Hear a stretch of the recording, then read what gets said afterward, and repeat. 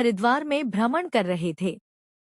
माँ पार्वती ने देखा कि सहस्त्रों मनुष्य माँ गंगा में स्नान कर हर हर गंगे कहते हुए चले आ रहे थे। पार्वती भगवान शिव से पूछती है कि प्रभु, क्या अब गंगा समर्थ नहीं रही? प्रभु ने पूछा, पार्वती तुमने ऐसा सवाल क्यों किया? माँ पार्वती कहती है कि प्रभु, इन सभी मनुष्यों के पापों का अंत क्यों नहीं हुआ? भगवान शिव मुस्कुराते हुए कहते हैं कि इन सभी ने पापनाशिनी गंगा में स्नान नहीं किया ही नहीं। माँ पार्वती विस्मित होकर बोली, प्रभु, अभी तो गंगा में स्नान कर इन लोगों के शरीर भी नहीं सूखे और आप कह रहे हैं कि इन्होंने पापनाशिनी गंगा में स्नान नहीं किया। अगले दिन प्रातः बारिश होने लगी और सभी रास्ते पानी और कीचड़ से भर गए। भगवान शिव एक वृद्ध का रूप बनाकर एक गड्ढे में ऐसे बैठ गए कि मानो वह इसमें गिर गए हैं और उनसे वृद्धावस्था के कारण निकला भी नहीं जा रहा।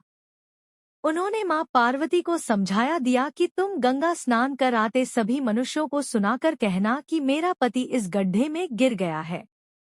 मेरे पति सर्वथा निष्पाप आत्मा है, और लेकिन अगर कोई निष्पाप नहीं हुआ तो उसका शरीर जलकर भस्म हो जाएगा। माँ पार्वती अब गड्ढे के पास बैठ गई और सभी को सुनाकर कहने लगी। हर कोई सुंदर स्त्री को प्रलाप करते हुए देखकर रुक जाता, मदद के लिए तैयार हो जाता।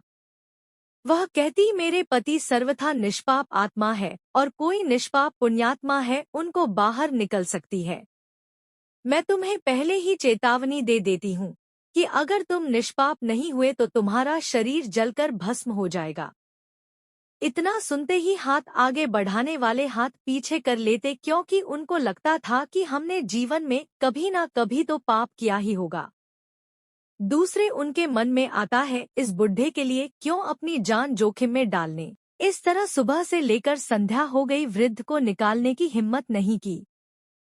शाम के समय एक युवक हाथ में लोटा लिए वहां से गुजरा तो माँ पार्वती ने उसको भी अपनी व्यथा सुना दी। जब वह मदद करने के लिए हाथ बढ़ाने लगा तो उससे भी वही बात कही जो अब तक वहां से गुजरे हजारों लोगों को कही थी। अगर तुम सर्वथा निष्पाप हो तो ही मेरे पति को हाथ लगाना, नहीं तो तुम भस्म हो जाओगे। वह युवक बोला, माता, मैं अभी तो पतित पावनी गंगा में स्नान करके आया हूँ और गंगा स्नान के पश्चात तो सभी पाप नष्ट हो जाते हैं। भगवान शिव के बाहर निकाल दिया। भगवान शिव और माँ पार्वती ने उसको अपने वास्तविक स्वरूप के दर्शन दिए।